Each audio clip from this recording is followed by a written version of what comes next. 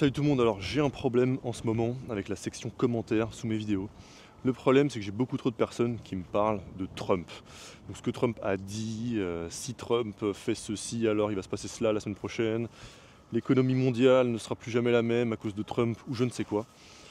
Donc dans cette vidéo on va voir en quoi c'est un problème et pourquoi il faut que ça cesse. Donc déjà il faut savoir une chose, c'est que Trump j'en ai strictement rien à foutre. Ça ne m'intéresse pas. Je ne regarde pas BFM, je n'écoute pas la radio, je ne lis pas Les Échos, voilà, tout ça, ça ne m'intéresse pas. La seule chose qui m'intéresse, c'est d'être un bon investisseur, d'être le meilleur investisseur possible.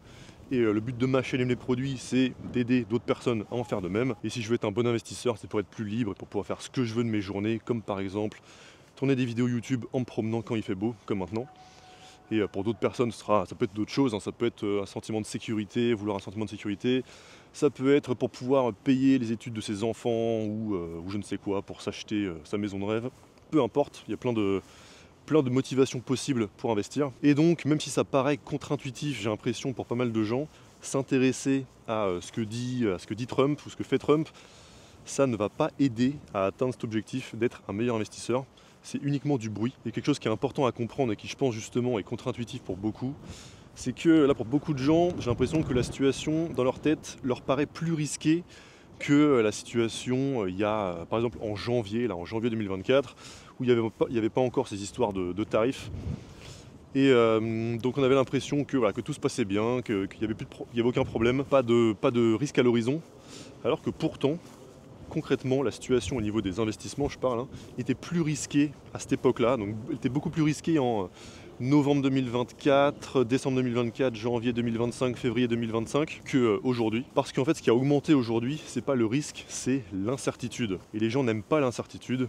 Comme ils n'aiment pas l'incertitude, ils ont moins de confiance en l'avenir, donc ils vendent leurs actions. Mais dans ce cas-là, les prix baissent et donc le risque baisse en réalité. Et ça, c'est quelque chose que je répète beaucoup, mais ça fait vraiment partie des concepts de base à connaître pour l'investissement. C'est que l'incertitude et le risque, c'est pas pareil. Et le risque, c'est surtout lié au type d'actif que tu possèdes. Donc, par exemple, une action de qualité qui n'a aucune dette, elle est moins risquée qu'une action qui a beaucoup de dettes. Voilà, c'est un exemple. Une action qui est rentable, elle est moins risquée qu'une action qui n'est pas rentable, enfin qu'une entreprise qui n'est pas rentable. Et l'autre facteur hyper important dans le risque, et peut-être même, peut-être le plus important, c'est le prix, ou en tout cas la différence entre le prix et la valeur. Et donc pour un actif donné ou pour par exemple une action donnée, plus le prix baisse, plus le risque baisse. Donc en réalité, aujourd'hui, les actions, là au moment où je fais cette vidéo, en avril 2025, les actions sont moins risquées qu'en janvier 2025, où il n'y avait pas encore toutes ces histoires. Et par exemple en 2024, j'ai l'impression que j'ai passé toute l'année à dire que les actions américaines étaient très chères et surévaluées et donc plus risquées. Mais à cette époque-là, je recevais justement que des commentaires complètement opposés qui me disaient que j'étais justement trop pessimiste et c'est impossible que telle action baisse à tel prix ou je sais pas quoi. Et justement, j'attendais toute l'année avec impatience une raison pour la masse des investisseurs de ressentir de l'incertitude et donc de passer de l'optimisme, voire de l'euphorie, à un certain niveau de pessimisme. Donc maintenant, cet événement est enfin arrivé, ou en tout cas j'espère que ça va continuer et que ça va rendre encore plus pessimiste la masse des investisseurs, puisque ça donnerait des prix encore plus bas et donc des risques encore plus bas et donc des retours sur investissement futurs plus élevés. C'est justement ça, ce genre d'événement qu'on cherche. Et ça m'attriste un petit peu de voir justement dans mes commentaires que beaucoup de gens s'en inquiètent et accordent tant d'importance à ce que Trump dit ou ce que Trump fait.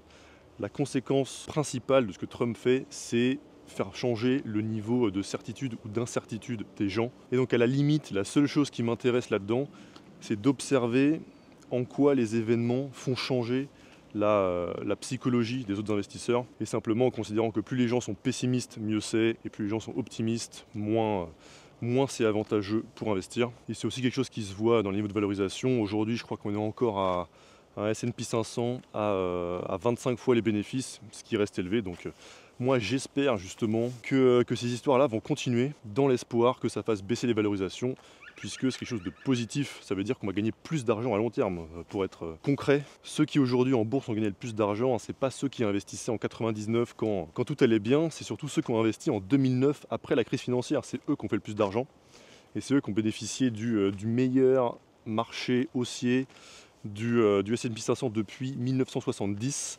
c'est-à-dire de 2010 à 2025 à peu près, donc pour du 16% par an, il me semble, sur le S&P 500. Il faut savoir qu'en achetant du S&P 500 à 25 fois les bénéfices, c'est pas, en tout cas, c'est pas rationnel d'espérer du 16% par an. Et c'est une des raisons d'ailleurs pour lesquelles je préfère aussi le stock picking. Donc voilà, il y a un autre point problématique, c'est que je vois souvent dans les commentaires le réflexe d'essayer de faire des liens de cause à effet, des causes à effet directs. Donc si Trump dit ça, alors il va se passer ça. Aujourd'hui, les actions ont fait tel mouvement, c'est parce que Trump a dit ça hier. En vrai, ça marche pas comme ça. Les humains ont toujours la volonté d'essayer de trouver des patterns, donc de trouver des liens de cause à effet un peu simplistes. Mais malheureusement, ça marche pas comme ça. Parce qu'on est dans le cas d'un système qui est trop complexe, donc dans lequel il y a trop de variables. Il y a ce que dit Trump, il y a ce que fait Trump, il y a ce que font faire la Chine, il y a les taux d'intérêt, il y a l'inflation, il y a ce que va faire la Fed, il y a encore une infinité d'autres variables comme ça, dont on n'a pas connaissance, on n'a pas connaissance de toutes les variables. Et en plus du fait qu'il y a énormément de variables, c'est des variables qui sont interdépendantes. Donc tu as une variable qui va réagir par rapport à ce que fait l'autre, etc.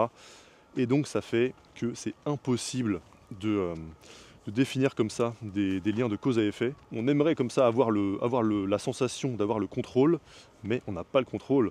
Et en plus, Trump non plus n'a pas le contrôle. C'est-à-dire qu'il doit sûrement aussi penser qu'en faisant A, il va se passer B, mais la réalité c'est que c'est pas le cas. Et donc il faut arrêter de perdre son temps avec ça, il faut réussir à rester froid, à rester concentré sur ce qui est important. C'est-à-dire, je me répète, les fondamentaux des entreprises, quoi qu'il se passe, les entreprises qui ont le plus de chances de bien s'en sortir, peu importe ce qui se passe, c'est les meilleures entreprises, celles qui n'ont pas de dette, qui ont des ratios de profitabilité très élevés, qui sont super rentables et qui ont un bon historique de performance financière dans des situations difficiles différentes. Par exemple, il y a eu le Covid, il y a eu crise de 2008, etc. Donc des entreprises qui s'en sont très bien sorties dans ces périodes-là, y a pas trop, je pense qu'il n'y a pas trop à s'inquiéter quoi qu'il arrive. Et ensuite essayer d'acheter ces actions à des prix qui vont nous permettre de gagner de l'argent, puisque même la meilleure action du monde achetée au mauvais prix, ça peut te faire perdre de l'argent et te donner des performances qui sont largement inférieures au S&P 500, voire même qui sont simplement négatives.